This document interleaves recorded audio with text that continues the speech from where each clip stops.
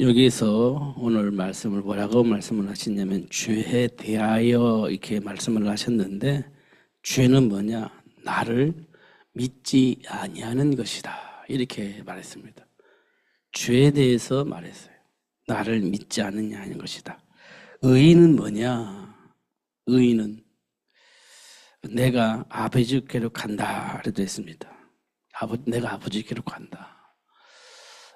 이 말은 아버지께서 아들을 이 땅에 보내신 이유가 뭐겠습니까? 우리가 말하고 있는 그리스도 일을 말씀을 하시는 겁니다.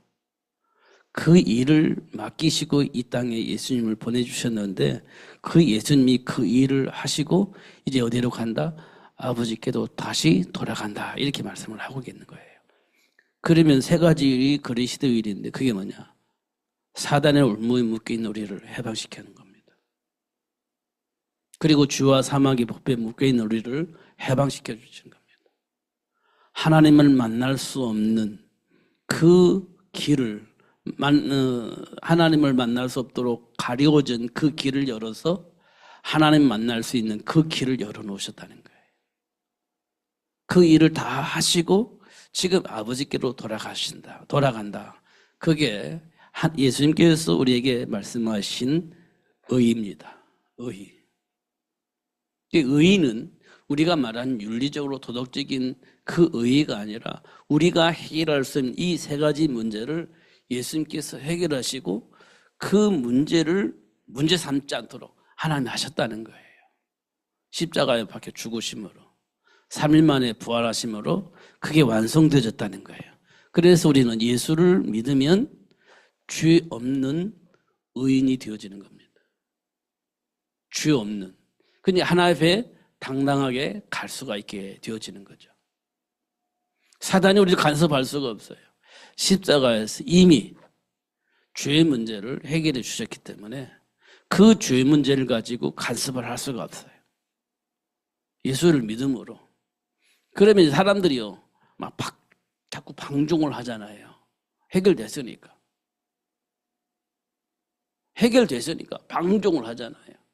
그게요, 교묘한 사단의 속임수죠. 근데 그걸 우리는 구원이라고 얘기를 하고 그렇습니다.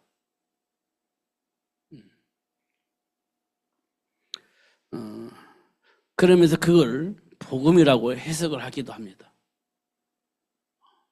그래서 우리가 조금이라도 그 방종하는 그것을 얘기를 하면서 하나님이 주신 말씀을 얘기하면 복음을 못 깨닫다, 아직도 율법이 묶여있다, 이렇게 해석을 하기도 합니다. 또 어떻게 보면 맞는 것처럼 우리가 체질화되어져 있어요. 그게 맞는 것처럼. 근데 하나님이신 의인은 뭐라고 말씀하셨냐? 예수님께서 십자가에서 해결하셨다는 거예요. 죄의 문제, 사단의 문제, 하나님을 떠난 문제, 이걸 해결하셨다는 거예요. 그러면 지금까지 우리가 방종했었던 이유는 뭐냐? 복음을 오해하고 사단에게 속아서 방종을 한 거거든요. 근데 그렇게 하면서도 그게 복음이라고 얘기를 하면 틀린 거죠. 근데 그렇게 얘기를 하면 또 율법주의자라고 또 얘기를 합니다. 이런 세상에서 지금 우리가 살고 있습니다. 그러면 우리가 분명히 알아야 되겠죠. 복음이 뭔지. 복음이 뭔지 이거 분명해야 됩니다. 잘못하면 방종이 복음이라고 착각할 수 있습니다. 해방이니까. 해방은요, 죄에서의 해방입니다. 죄에서 해방이에요. 아무거나 막 하라고 하는 해방이 아니고 죄에서의 해방입니다. 사망의 법에서의 해방이에요. 하나님이 할 수 없는 우리에게 할 수 있도록, 누릴 수 없는 우리에게 그 복을 누릴 수 있도록 하나님이 우리에게 축복하셨어요. 그게 복음입니다. 방종을 하라고 주신 게 아니에요. 사단의 올무에서 해방되어지고 하나님 주신 복을, 준비한 복을 누릴 수 있도록 하기 위해서 주신 복음이 복음입니다. 이 부분 우리가 꼭 기억을 해야 됩니다. 제가 오늘 내려오면서 이렇게 준비하면서 진짜 우리가 알아야 할 것이 뭐냐 라고 질문 단순해요. 우리가 진짜 알아야 할 게 뭐냐? 하나님이 원하시는 걸 알아야 되겠죠. 단순하죠. 하나님이 원하는 건 알아야 되지 않습니까? 근데 우리가 하나님이 뭘 원하시는지를 몰라요. 하나님이 우리에게 뭘 원하시는지, 뭘 요구하시는지 알 수가 없어. 모르니까. 그러니까 하나님께서요, 현장에서 문제와 사건을 통해서 하나님이 원하는 것들 우리에게 하나씩 알려주시는 겁니다. 문제를 통해서, 사건을 통해서, 또 하나님 주신 말씀을 통해서 하나님이 원하시는 것, 지금 나에게 원하시는 것, 그거 발견할 수 있도록 그렇게 역사를 하십니다. 창세기 3장을 통해서 우리가요, 문제의 근원, 영적 문제, 시작, 이렇게 우리가 말하잖아요. 지금까지 우리 그렇게 했잖아요. 그래서는 그거 영적 문제야, 이렇게 얘기를 했지 않습니까? 영적 문제잖아. 내가 하나님의 백성인데 영적 문제를 가지고 있어요?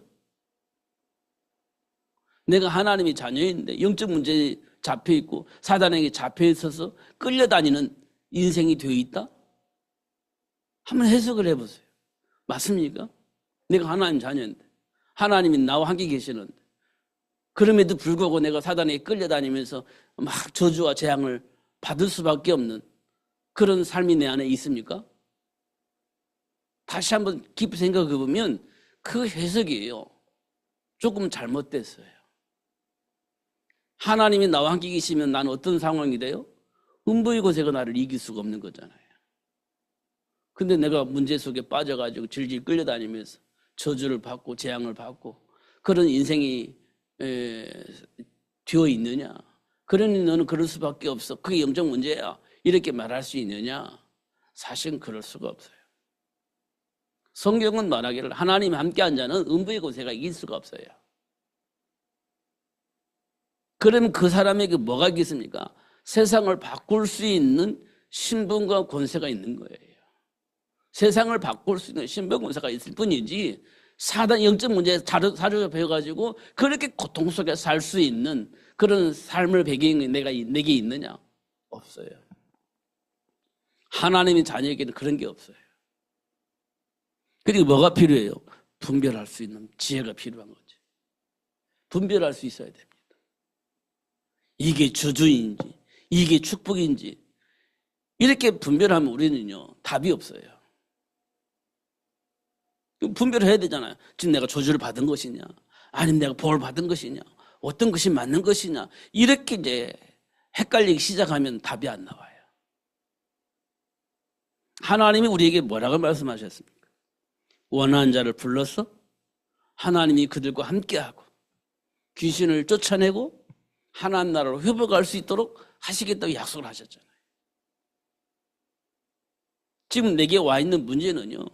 하나님이 주신 그 일을 할 수 있는 기회가 우리에게 와 있는 거예요. 정복하고 다스리면서 그 현장을 하나님 나라로 바꿀 수 있는 축복의 기회가 우리에게 와 있는 겁니다. 모르면 모르는 거죠. 모르면 누리지 못하는 거죠. 기근을 맞는 아브라함이 누리지 못했던 것처럼 누리지 못하는 거예요. 알면서도 그거 모르니까. 그런데 하나님 찾아오셔서 깨닫게 하시고 하나님 준비한 그 복을 누릴 수 있도록 역사하시는 것을 우리가 확인할 수 있습니다. 우리는 여기에만 딱 묶여 있어요. 하나님이 함께 하심으로 이기는구나. 하나님이 함께 하심으로 되어지는구나. 여기에만 우리가 초점이 맞춰져 있습니다. 지금 우리 삶 속에서도 문제가 해결되어지고 또 하나님 준비한 복을 누리고 그러면 우리는요 딱 거기까지입니다. 거기까지만 돼요. 하나님 준비한 복을 누리고 또 하나님이 응답하시니까 하나님께로부터 오는 그 복을 누리면서 사는 거예요. 영적 싸움에 승리하면서 사는 거예요. 여기까지가 우리 신앙생활입니다. 근데 우리는 여기까지 하면요 실패하는 겁니다. 여기까지 하면. 신앙생활을 이렇게 하면 우리 실패하는 거예요.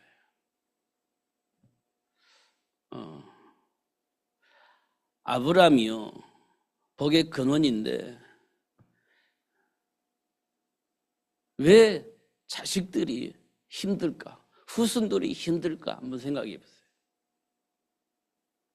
진짜 하나님이 원하는 것을 모르면 하나님과 함께 하면서 하나님 주면 복을 누리다가 망해버려요. 성경에 보니까. 하나님이 원하는 게 뭐냐? 보니까요, 이스라엘 백성들이 출애굽하는 데 목적이 있냐? 그렇지 않아요. 이스라엘 백성들이 출애굽을 할 때는 출애굽이 목적이잖아요. 노예에 해방되는 거니까. 그래서 가나안 땅에 가는 것이 목적이에요. 그게 그러면 다 됐다고 생각을 하는 거예요. 그럼 다 됐지 뭐. 그러면 실패하는 겁니다. 그러면 뭐가 중요합니까? 그리스도 대신 예수님이 올 수 있는 통로를 준비하는 것이 중요해요. 가나안을 출애굽을 해서 가나안 정복하는 것이 하나님이 원하는 게 아니에요. 가나안을 출애굽을 해서 가나안을 정복하는 이유는 하나님이 약속하신 메시아가 올 수 있는 그걸 준비하는 것이 중요합니다. 그래야 망하지 않습니다. 그래야 실패하지 않아요. 이 부분을 오늘 제가 말씀을 드리려는 겁니다.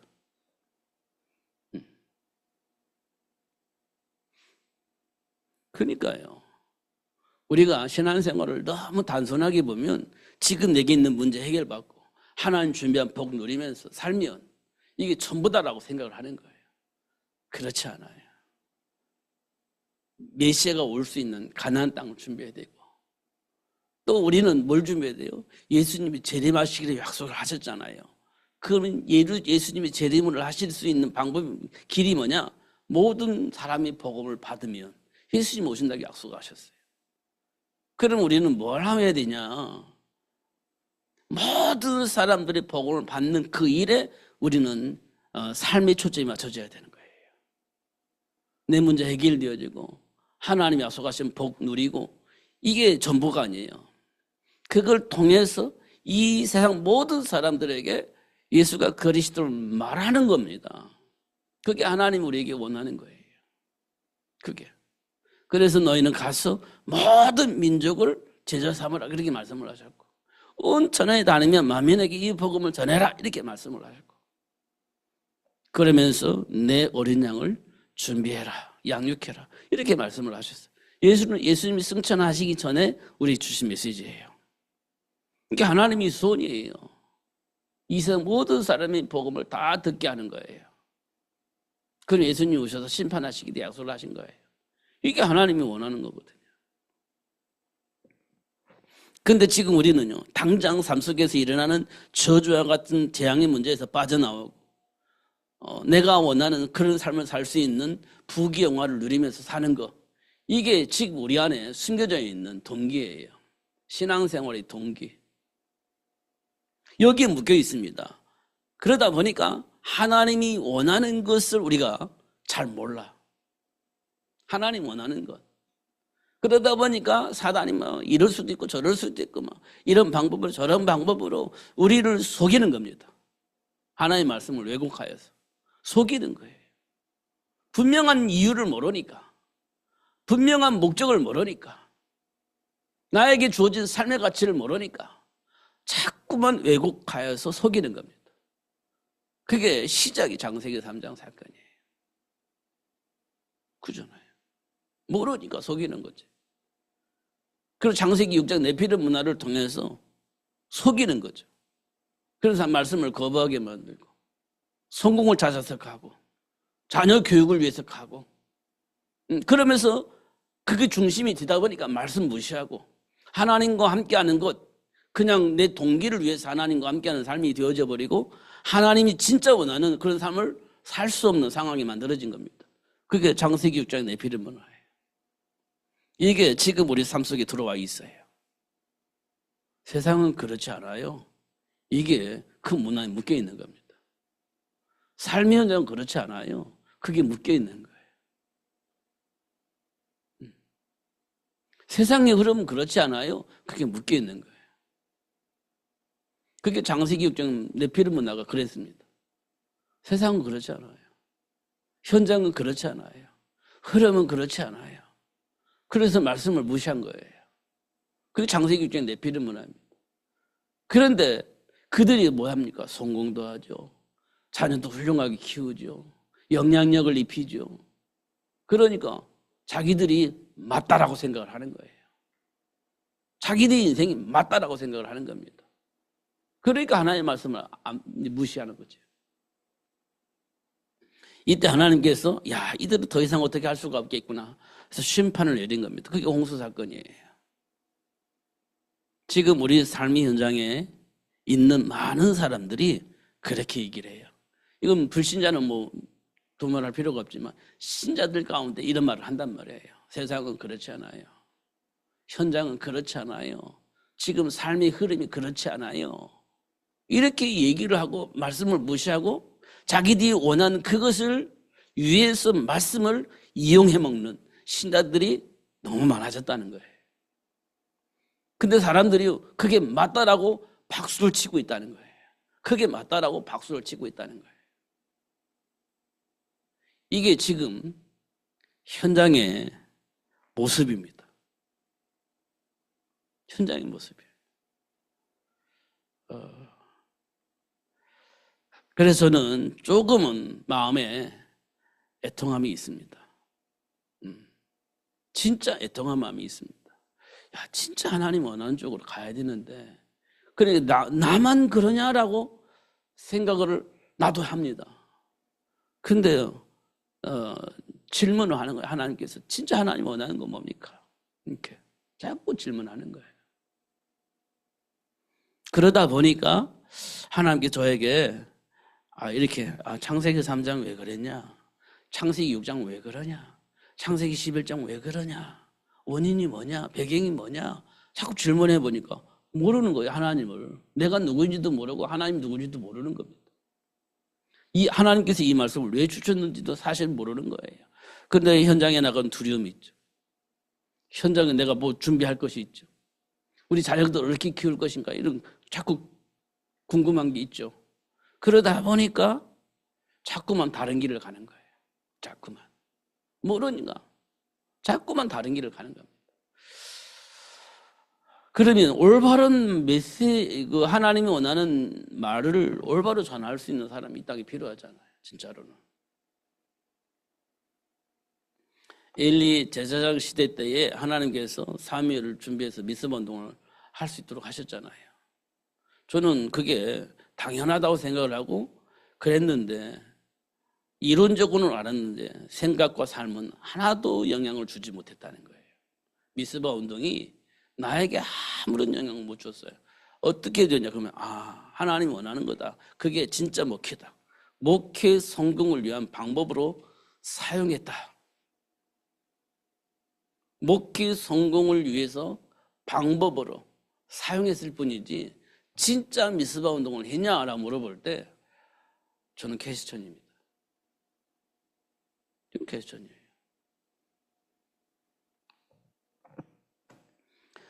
진짜 미스바 운동을 하려면 엘리 제사장 시대 때에 하나님과 소통이 안 되어지고 있는 그 교회 보여야 됩니다.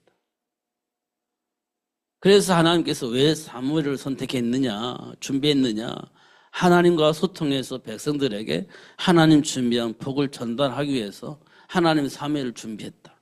이게 맞는 답이에요. 하나님께서 말씀하시고 있는 겁니다. 그 사실을 알고 있던 사무엘이 미스바 운동을 했어요. 하나님의 말씀을 전달해서 백성들의 생각과 마음을 바꿨습니다.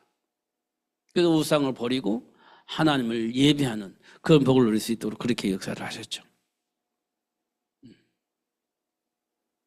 근데 우리는요, 하나님을 이용해서 내 안에 있는 동기를 충족시키려고 하는 마음이 많이 있는 것 같아요. 왜냐하면 염려와 근심이 있고 또 마음에는 두려움이 있으니까 이걸 해결하려고 예수님을 끌어오는 거지. 그거 해결하려고 예수님 끌어오는 거지. 만약에 그거 없으라면 우리가 예수님을 진짜 바라볼 수 있을까요? 그게 없다면 안 바라볼 겁니다. 말씀이 들리지 않을 겁니다. 이런 부분도 우리가 한번 깊이 묵상해 볼 필요가 있어요. 그러니까요, 문제가 없는 것보다는 문제가 있는 것이 우리에게는 하나님과 소통할 수 있는 그런 통로로 작동될 수 있다. 하나님을 알 수 있는 축복의 통로로 문제가 이렇게 사용될 수 있다. 이렇게 본다면 문제가 없이 그냥 사는 것보다 문제를 가지고 하나님과 소통한다면 그 사람이 복 있는 사람이 아닌가? 저는 그렇게 생각합니다. 하나님이 뜻을 알고 하나님 원하는 걸 알고 준비하고 도전할 수 있는 그런 사람이라면 그 문제가 나에게는 진짜 복이다. 이렇게 볼 수가 있을 것 같습니다. 그런데 이런 것들을 어떻게 우리가 분별할 수 있냐? 성령 하나님이 오시지 않았더라면 우리가 알 수가 없어요. 예수님께서도 그렇잖아요. 내가 가지 않으면 너희들에게 도움이 안 돼. 내가 가야 너희들이 도움이 돼. 왜냐하면 보혜사 성령이 오셔야 되고 오셔야 하나님 원하는 것도 알고 그 복을 누릴 수 있을 것이기 때문에 내가 가는 것이 너희들에게 유익이야. 이렇게 얘기를 했습니다. 그러니까 지금 성령이 내 안에 계셔서 하나님이 원하시는 걸 알려주시고 또 깨닫게 하시고 돌이켜서 하나님이 준비한 그 복을 누릴 수 있는 그런 삶을 살 수 있게 되어지는 겁니다. 이게 성령의 역사죠.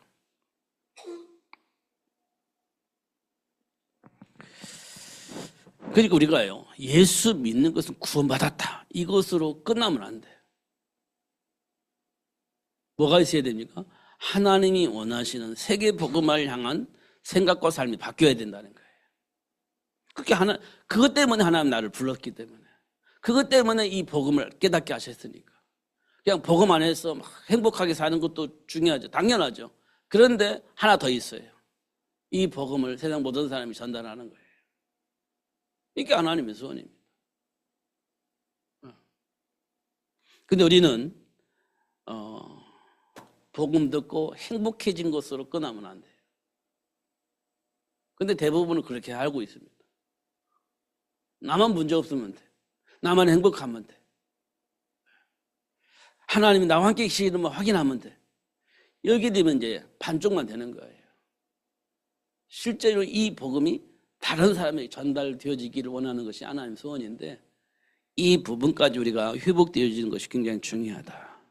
그래서 성령이 오셔서 이 모든 것들을 가르쳐 주신다. 이렇게 말씀을 하고 있습니다.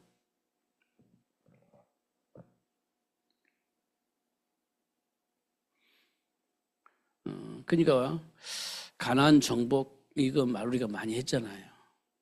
정복하면 끝나는 줄 알았어요. 근데 그렇지 않아요.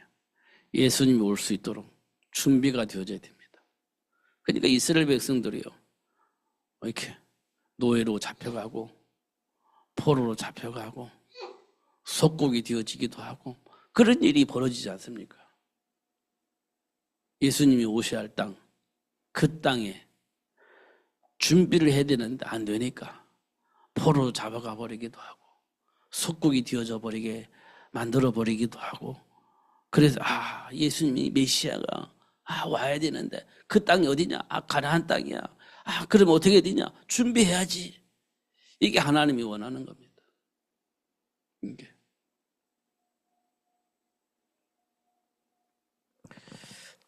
주일날 말씀드렸지만 그 전 세계의 삶의 문화는 굉장히 왜곡되어져서 흐르고 있습니다. 전 세계 삶의 문화는 왜곡되어져서 흐르고 있어요. 결국 하나님께서 무슨 일을 하셔도 문제가 없을 만큼 진짜 왜곡되어져 있습니다. 그래서 어떻게 망해요? 누가 망했냐? 우리 자식들이 망해요. 우리 후대들이 망해요. 망할 수밖에 없는 그 길을 가고 있습니다. 진짜 망하는 길을 가고 있습니다.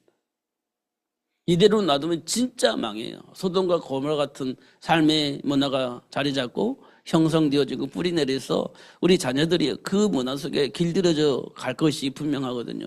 그럼 어느 날 망하는 날이 와요. 지금 우리 삶의 문화가 그렇게 흘러가는 것 같습니다.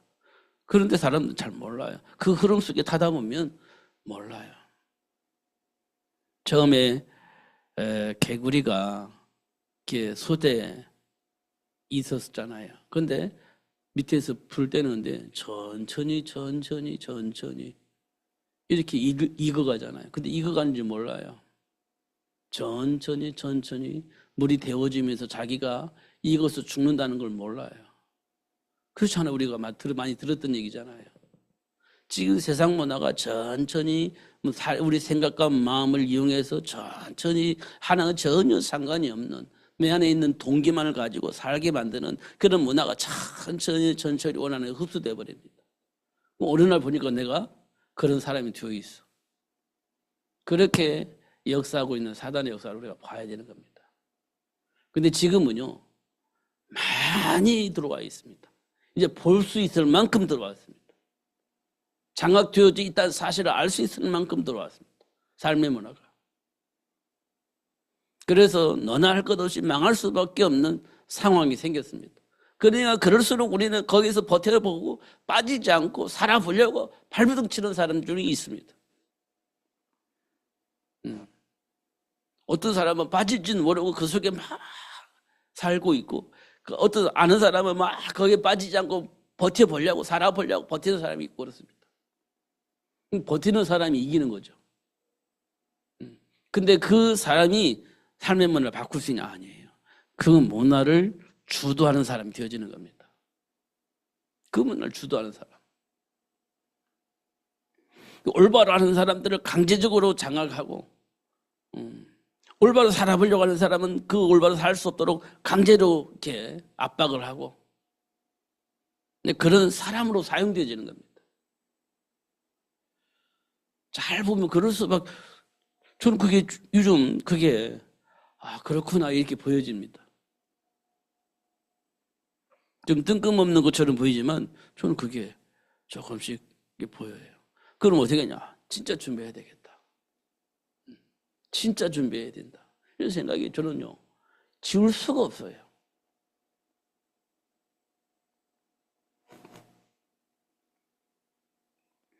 그래서 구원받고 하나님 자녀된 건 너무 감사한 일이고, 그것 때문에 우리가 복을 받았다, 그렇게 말할 수가 없어요. 저주와 재앙의 현장으로 바뀌는 그 현장을 살리기 위해서 하나님 나를 구원해 주셨구나, 이렇게 보여져야 됩니다. 그래야 구원의 축복이 완성이 되어집니다. 하나씩 하나씩 꼭 확인을 해야 됩니다. 그러니까 중심이 어디 있느냐고 중요해요. 알면 중심이 올바라지고요, 모르고 하려고 하면 이게 이제 충돌이 생기는 겁니다. 모르고 하려고 하면 충돌이 생겨요. 알면 당연히 하게 되어져 있죠. 당연히. 이게 모르고 하려고 하면 충돌이 생겨요. 어디에서? 내 안에서.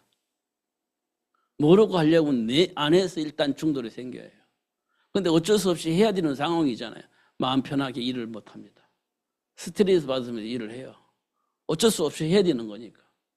왜냐하면 내 안에 이미 충돌이 생겨버렸어. 근데 어쩔 수 없이 해야 돼. 그러면 이제 편안한 신앙생활이 되어지지 않죠. 이런 것도 우리가 보는 것이 굉장히 중요해요. 저는 하나님이 원하는 이 복음이 복음 되어졌으면 좋겠고, 이 복음이 모든 사람들에게 전달되어지기를 원하시는 하나님의 소원을 마음에 담았습니다. 그러니까 현장을 봐보세요. 진짜로 사람을 보면서 복음이 보여야 돼요. 사람을 보면서 복음이 이해가 되어져야 돼요. 사람을 보면서 하나님의 소원을 읽을 수 있어야 돼요. 그래야 준비할 거 아니에요. 그래야 도전할 거 아니에요. 사도 바울이 예수님을 딱 만났어요. 다메섹에서. 그 아나니아를 통해서 하나님이 원하는 게 무엇인지를 교육받았어요. 아나니아를 통해서 교육받았잖아요. 그리고 나서 현장을 딱 보니까 뭐가 보여요? 로마가 보이잖아요. 그 복음을 가지고 현장을 보니까 로마가 보이잖아요. 로마의 철학, 헬라 철학 이런 것들이 막 세상을 지배하고 있고 그리스도의 복음을 자꾸 방해하고 있고 그런 현장이 있잖아요. 그 중심에 누가 있어요? 바리새인들이 있잖아요. 그 중심에 바리새인들이 있잖아요. 자기가 속해 있는 그 바리새 사상 속에 지금 현장을 지배하고 있던 거예요. 사상이 현장을 지배하고 있잖아요. 이스라엘 백성들을 그렇게 지금 잘못된 길로 이끌어가고 있잖아요. 근데 그 나라의 배후에 누가 있습니까? 로마가 있잖아요. 로마의 철학과 바리새 사상이 딱 하나가 되어져 가지고 이스라엘 백성들을 하나님이 주신 복음을 왜곡시켜서 복음을 누리지 못하게 만들었던 그런 것들이 다 보여진 겁니다. 예수를 만난 이후에. 그러니까 사도 바울이 뭐냐? 로마를 바꿔야 되겠구나. 이렇게 된 거예요. 그래야 이스라엘 백성들이 정상적인 복음을 듣게 될 것이다. 이렇게 생각된 거예요. 그리고 세상 모든 사람들이 복음을 제대로 들을 것이라고 생각을 했던 거예요. 복음을 다메섹에서 예수님을 통해서 예수님이 그리스도인 걸 확인하고 나니까 로마 철학과 바리새인들이 가지고 있던 어떤 그 율법주의적인 사고 이런 것들 다 하나가 되어져서 움직이고 있는 거예요.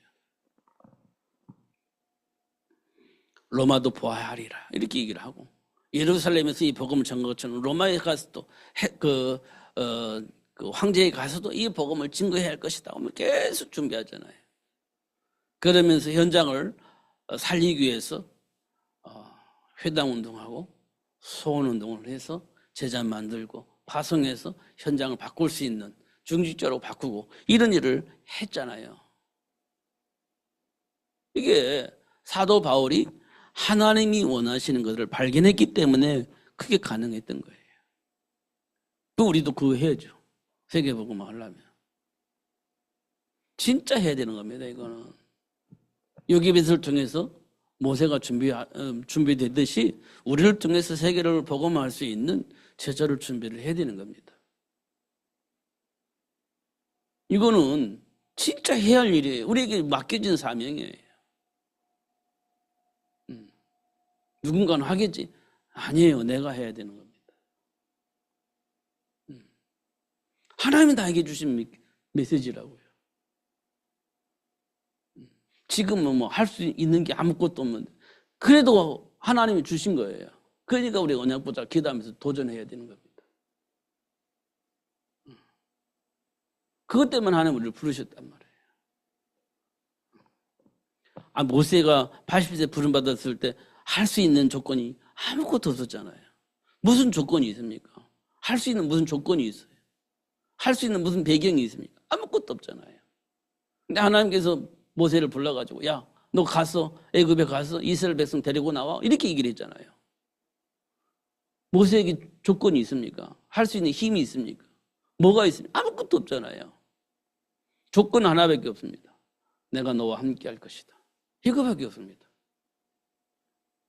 모세에게 주어진 조건은 하나님이 말씀하신 내가 너와 함께 할 거야. 이것밖에 없어요. 나머지는 조건이 아무것도 없습니다. 80 먹었죠. 이스라엘 애굽의 군인들과 싸울 수 있는 군인 없죠. 조직 없죠. 아무것도 없어요. 그냥 하나님께서 말씀하신 내가 너와 함께 할 거야. 이 약속 하나밖에 없는 거예요. 그러니까 모세가 못해요. 안 해요. 이렇게 얘기를 했잖아요.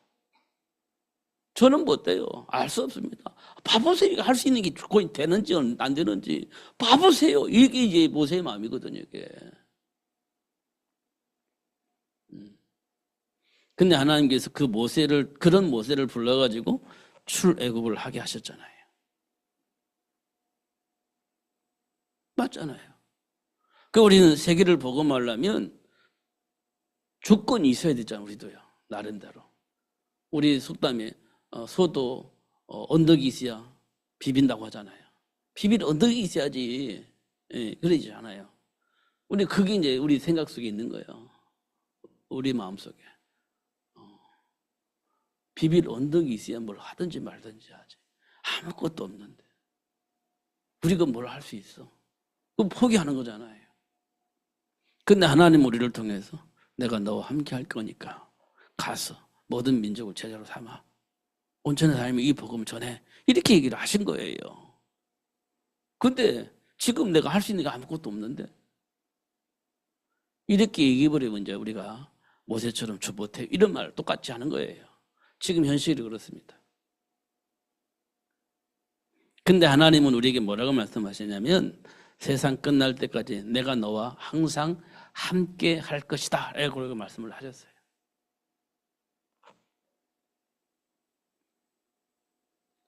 지금 우리가 살고 있는 현장을 한번 자세히 봐야 됩니다. 진짜 봐야 돼요. 그리고 뭘 볼 수 있냐? 그럴 수밖에 없는 그들의 삶의 배경도 우리는 눈을 뜨고 봐야 됩니다. 그럴 수밖에 없는 그들의 삶의 배경을 눈을 뜨고 봐야 돼요. 그래야 하나님 나를 왜 부르시고 그들에게 왜 이 복음이 필요한지를 알게 되어집니다. 그럼 준비할 수 있죠. 도전할 수 있습니다. 그러니까요, 조금 전에 얘기했던 것처럼 지금 나의 환경을 보면 아무것도 할 수가 없어요. 하나님이 주신 언약을 붙잡으셔야 돼요. 하나님이 소원하시고 주신 그 말씀을 붙잡아야 돼요. 그러면 그 하나님이 나를 통해서 그 일을 하시려고 하셨구나라고 확인만 되어진다면 우리는 준비하고 도전할 수 있죠. 그 복이 오늘 우리에게 와야 돼요. 그 복이. 그러면 됩니다. 예수님이 오신 사건이요, 그냥 단순한 사건이 아니에요. 이 땅의 모든 저주와 재앙 가운데 갇혀있는 모든 사람의 삶의 문제를 해결해 주시기 위해서 오신 거예요. 그 문제를 진짜 해결해 주다는 증거로 하나님이 부활하신 거예요. 그게 십자가의 도입니다. 이 사실을 알리고 전할 수 있는 사람을 하나님이 선택하신 거예요. 그게 저와 여러분이에요. 그 일을 알리기 위해서 하나님이 선택하셨는데 그 선택된 자가 저와 여러분이라고. 근데 할 수 있는 게 아무것도 없어. 비빌 언덕이 없어. 하고 싶은데 할 만한 능력이 내게 없어. 그래서 막 낙심하잖아요. 나에게 그런 걸 주시면 내가 할 수 있습니다 얘기하잖아요. 근데 이미 우리에게는 와 있질 않아요. 그럼 어떻게 해야 돼요? 하나님의 배경 가지고 해야죠. 하나님이 약속하신 그 말씀 붙잡고 그 약속을 가지고 준비하고 도전해야죠. 이게 지금 우리에게 하나님이 원하시는 겁니다. 진짜로. 제가 조금 생각을 해봤어요. 만약에 우리 교회가 100명이고 200명 모이면 할 수 있겠구나. 이런 생각이 좀 들 것 같아요. 100명 모이고 200명 모이면 뭐든지 할 수 있겠다. 이런 생각이 들 것 같아요. 결국 하나님의 배경 속에서 하는 것이 아니라 우리 성도들을 보고 할 수 있겠다 생각을 하는 거지. 그러면 지금은요. 뭐 합니까? 할 수 없겠다. 이런 생각을 한다는 얘기잖아요. 반대로. 100명, 200명 모이면 하나님 원하는 걸 마음껏 할 수 있을 것 같은데 지금은 못해. 이렇게 생각되는 거잖아요. 하나님을 빼면, 하나님의 역사를 빼면 그렇게 해석이 될 수밖에 없잖아요. 근데 하나님의 역사가 들어오면요. 100명, 200명 모인다 할지라도 하나님의 역사를 안 하면 안 되는 거죠. 근데 두 사람이 모여있는데 하나님의 역사하시면 되는 거잖아요. 하나님이 주신 말씀을 가지고 보면. 맞잖아요? 근데 우리는 그 믿음이 없는 거예요, 우리는. 그래도 숫자가 있어야 되고, 그래도 돈이 있어야 되고, 그래도 뭐가 있어야 뭘 할 수 있지. 우리는 이 생각을 하잖아요. 그러니까 이제 숫자가 있냐, 없냐, 이렇게 이제 우리는 따지는 거죠. 이 생각을 이제 이런 생각들을 내게에서 조금씩 바꾸어 가시는 거예요, 하나님께서. 숫자로 일하시는 것이 아니라 하나님이 하시는 일이다. 이렇게 보여지는 겁니다. 그럼 뭐가 필요합니까? 믿음이 필요하죠. 믿음이. 믿는 자에게 하나님이 하시는 거예요. 이런 것들을 보는 겁니다. 그러니까 아브라함부터 시작해서 즉 예수님 오실 때까지 일을 봐보세요. 전부 다 하나님께서 뭘 확인해 주시냐? 말씀을 믿는지 안 믿는지 확인하시고 믿는 자에게 당신이 준비한 그 복을 누릴 수 있도록 역사하시는 것을 확인할 수 있습니다. 첫 번째 사건이 있다고 한다면 룻입니다. 룻. 룻기에 기록되어 있는 룻. 이방 여인 룻. 그가 누구를 발견했어요? 시어머니 나오미를 통해서 하나님을 발견했잖아요. 하나님이 원하시는 그 일을 위해서 자기 몸을 드렸잖아요. 룻입니다. 룻. 그 룻을 통해서 예수님이 오시잖아요. 그 룻을 통해서. 룻이 조건이 뭐 있습니까? 이방 여자예요. 이방 여자예요. 하나님은 진짜 모르는 이방 여인입니다. 근데 시어머니 나오미를 통해서 하나님을 보게 된 거예요. 하나님 원하는 걸 알게 된 거예요. 그러니까 롯은 하나님께 자기 모든 걸 다 드려버렸습니다. 그 믿는 자를 통해서 하나님이 하시는 일을 우리가 볼 수 있죠. 믿는 자를 통해서. 그러니까 하나님은 믿는 자를 통해서 역사하신다니까요. 아는 자를 통해서 하나님 역사하신다고. 근데 중요한 것은 성령 하나님이 오셔서 가르쳐서 깨닫게 하시고 알게 하시고 그 복을 누릴 수 있도록 역사하신다는 거예요. 그 일이 지금 누구에게서 일어나냐? 저와 여러분에서 일어난다는 거예요. 저와 여러분에서 그런 일들이 일어나고 있다는 거예요, 지금. 그러니까 진짜 감사하는 일이에요. 진짜 감사한 일이잖아요. 그게 성령의 역사입니다. 근데 사단은요, 자꾸 내 과거를 가지고, 내 안에 있는 생각 가지고, 내 안에 있는 동기를 가지고, 자꾸 하나님을 향한 불신앙을 만들려고 그렇게 공격을 할 것인데요. 그 부분에 대해서 여러분은 분명한 답을 쓸 수 있어야 돼요. 그 부분에 대해서. 그러면요, 행복해집니다. 진짜 행복해집니다. 그리고 해야 할 일이 보일 겁니다. 그럼 우리 자녀들은 어떡하지? 우리 자녀들에게 뭘 전달해야 되지? 지금 우리 자녀들 아무것도 준비가 안 됐는데 왜요? 내가 전한 적이 없어. 알려준 적이 없어. 전혀 준비가 안 돼 있어. 그럼 어떻게 해야 돼? 지금부터 해야지. 지금부터. 근데 가능할까? 아니, 하나님이 깨닫게 하시고 기도하면 지금 하나님 역사하시면 되는 거지. 그걸 믿음이라고 얘기하는 겁니다. 그걸 보고 우리는 시간표라고 얘기를 하는 거예요. 그렇게 하면 될 겁니다. 틀림없이 될 거예요. 틀림없이.